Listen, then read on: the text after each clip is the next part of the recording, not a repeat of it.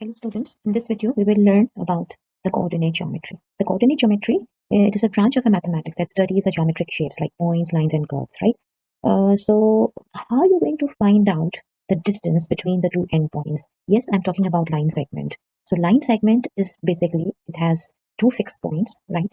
And you can say that in this exercise, we are finding the distance between the two endpoints. So first of all, as you can see here, the formula is x squared minus x1 the whole square plus y squared minus 1 y1 the whole square. And these both things is under the square root. So you can say that this is the formula for the length of the line segment, or you can say the distance formula.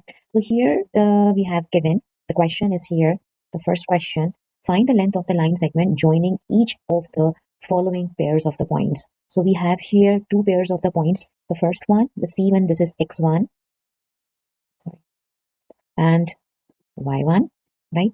And the second one is x2 and y2, right? So you need to substitute the values in this formula. Which formula? The formula which is given to you here. Okay, so how you going to substitute? It's so easy. See the values given to you, like x2 minus x1, the first one. Okay, so the x2 here, the x2 is minus 5, right? X2 is minus 5. Let's substitute in the formula. Formula is written over here. So under root x2 is minus 5, right? Minus 3, that is x1. Okay, so x2 minus x1. So x1, the value of x1 is 3 here. So bracket the whole square. Now in the formula, you can use a positive sign. Now y square. What is y square? Y square is 9 and y1 is 6. So minus 6 and the whole square. Okay, now solve the under square root. So minus 5 and minus 3, it gives you minus 8 the whole square. Okay, plus 9 minus 6, it's 3 the whole square, right? Now the next step, the third step is minus 8 the whole square. When the power is an even, the answer comes in positive. So answer, what is the square of minus 8? The square of minus 8 is 64, right? Plus the square of 3 is 9. So it gives you 64 plus 9 is 73. Okay, now what is the square root of 73? The square root of 73, I'm writing the answer in 3SF. Okay, so the answer is 8.54 units. So this part is part B basically of question number 1. The rest of the part like A, C and D, 3 of them are similar. If you understood this one, you can do the rest of the part easily. Okay, so now the next question. The next question is, if the distance between the points, right? The two points are A is P and 0 and B is 0 and B is 10 units. Okay, so find the possible values of P. You need to find out the possible values of P. So how are you going to find out this? This is going to be done with the same formula, the formula for the distance one. Okay, so the formula of the distance, so here AB is giving to you 10 units, right? So AB is 10 units here. So first of all, we just write down here is about 10 units. So the AB, the distance between these 2 points is 10 units. So you need to find out here the value of P, the distance given to the 10 units. So here we mention AB is equals to 10 units. Okay, now the formula is same formula. So how are you going to write down the formula? The formula is that we have used earlier is, what is the formula, students? Formula is x2 minus x1 the whole square plus y2 minus y1 the whole square.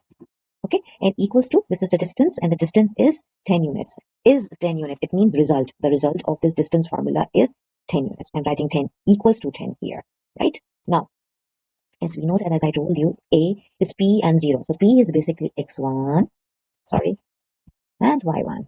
Okay, and B, the first one, always a value for the x2 and y2. Okay, now what we need to do, we need to substitute. So what is x2 here? It's a P. Okay, x2 here, it's a P, or you can just write down x, is x1 written now. So x2 is 0. Okay, x2 is 0 minus, what is x1? X1 is P, the whole square. Now what is y2? Y2 is P minus, what is y1? Y1 is 0. Okay, now we need to solve 0 minus P, it gives you minus P, the whole square, plus P minus 0 gives you the P. Okay, so P to the power square and equals to 10, and I forgot to write down here equals to 10 here. Okay, now the fourth step is the, okay, minus P the whole square, it gives you P Okay, because whenever the power even, it gives you the answer always in positive. And p to the power square. So what is p to the power square? P to the power square, it's p square. Okay. Here p square plus p square equals to 10. So p square plus p square gives you 2p square equals to 10. Okay, now you need to take the it's a square root. You need to remove the square root. So how are you going to do? You need to take the opposite, like square on both the sides. Square on both the sides. Okay, the square and the radicand cancelled. So we left here with 2p square. Whatever is inside the root, it will come out. And 10 to the power square gives you 100. Okay, so 2 is multiplying, there is going to be divide. So p square is equals to 50. Okay, and now I need the p value. So square root on both the sides. So p is equals to plus minus 50. Right, and the answer is 7.07. That is the p value. 7. I'm writing in a whole number, only 7, right? Okay.